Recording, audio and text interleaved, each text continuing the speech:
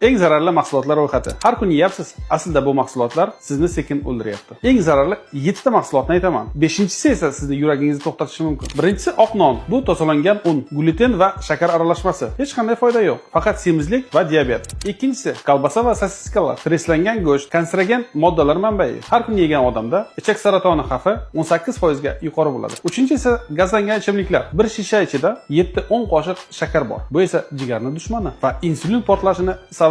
To'rtinchisi esa fast foodlar. Burger free nuggetslar, trans yog', tuz va sun'iy ta'm kuchaytiradigan ximikatlarga boy. Nuggetslarning ichida даже tovuq go'shti borligiga ishonmayman, chunki u terilardan, atxotlardan tayyorlanadi. Beshinchisi, margarinni bilasizmi? U yurakni sekin o'ldiradi. Trans yog'lar qonni quyuqlashtiradi va yurak xurujiga olib keladi. Oltinchisi, chips va xrustkashkalar. Ular akrilamid degan moddani ishlab chiqaradi. Bu esa saraton xavfini juda katta oshiradi. Yettinchisi esa kofe trevodnom, MSG va sun'iy kremalar bilan organizmni aldaydi, lekin ichki organizmlarni charchatadi. Siz sog'lomman deb o'ylaysiz, lekin bu mahsulotlar ichingizda jimjit portlaydi. Sizda semizlik, diabet, yurak muammosi, charchoq bormi? Sababi esa ovqatda. Kommentariyada yozib qoldiring. Bu ro'yxatdan siz har kun nima yeysiz?